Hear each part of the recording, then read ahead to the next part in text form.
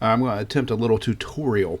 This is Space Invaders Atari 2600. I didn't drag my old console out and try to film the screen, and didn't feel like getting the capture software out for the 2600 Plus. But I can just show you how to emulate it. It's pretty easy. I've got an actual controller hooked up to it. I'm using a Logitech, but the same principle applies for the joystick. So I'll go ahead and play this. There's a pattern that will emerge towards the end. I'm just showing you guys how you can play pretty much on game A, the very first setting, default setting without the rapid fire trick. How you can play this pattern and pretty much play all day on Space Invaders. So what I'm going to do is I'm going to start the game, talk a little bit, and then I'll probably have to fast forward the video or cut the video off and show you once I get down to the point where I can display the pattern or describe it better. Anyways, we'll go ahead and start the game.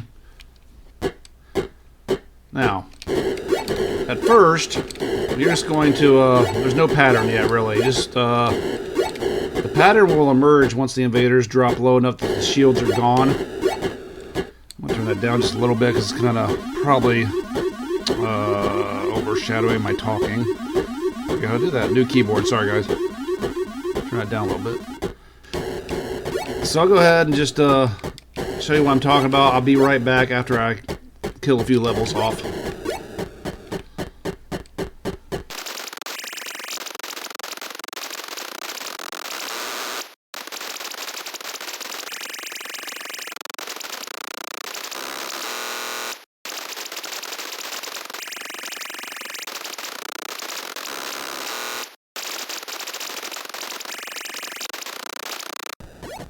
Alright man, this audio might sound a little bit funny because I screen capped again, and yeah, I didn't have my microphone turned on that time, so I had to come back and record this after. Anyway, as you can see by my gameplay here, there's a pattern that emerged. Once the invaders drop low enough, there's a trick to it, and the trick is really simple, is there's a little pause in between each level. When that little pause comes, before the game actually starts again at the next level, all you have to do is hold pressure on that joystick to the right. In my case, it's a Logitech controller, but same principle.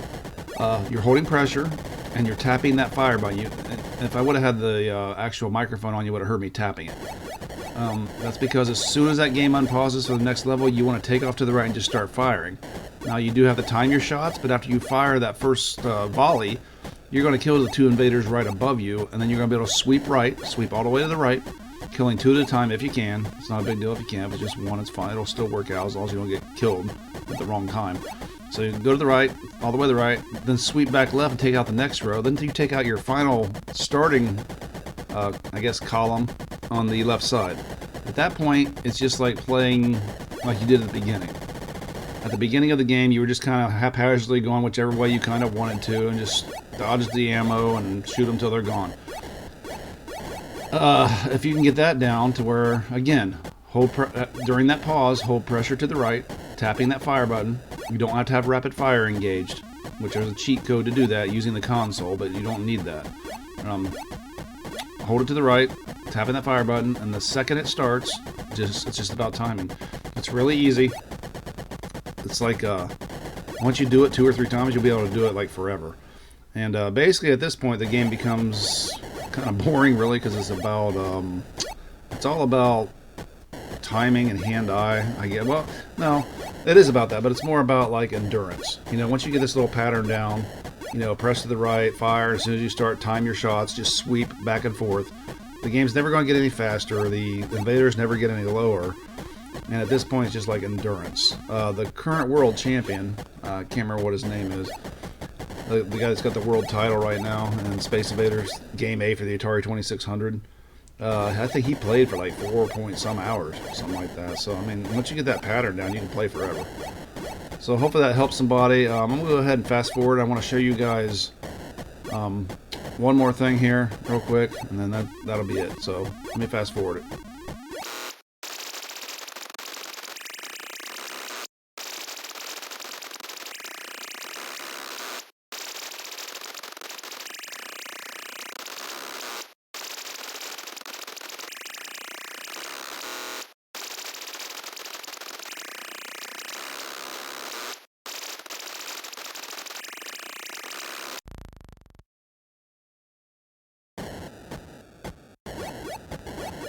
Alright, man. As you can see, watch the scoreboard up here. See how I'm not quite at 10,000 yet? Watch what happens when I get to 10,000. Watch this. I'll show you. See, it went back to 0. Now, the reason it did that is because this game is only capable of displaying 4 characters in the top, or for the score system in the top left. So at 9,999, any more points is going to roll over. And when it does, it goes back to 0. Now, if you ever played a competition, you know, I actually had a title on this for a while on some online forum thing. But what happens is you got to count the number of times that you zero out the scoreboard. You zero the scoreboard. Then you add your final score to well, your displayed score to that when you die. That's all it is. You got to count the number of times. So just an interesting little tidbit. Hope this helps somebody. If you guys really want to get into competition for this thing, be prepared to play it for hours, literally hours. But if you do decide, hopefully that little tutorial thing kind of helped, because once you get that pattern down, you can't, I mean, until you get sloppy from your attention span leaving you, you can't really get killed. It's pretty easy. All right, man, talk to you guys later.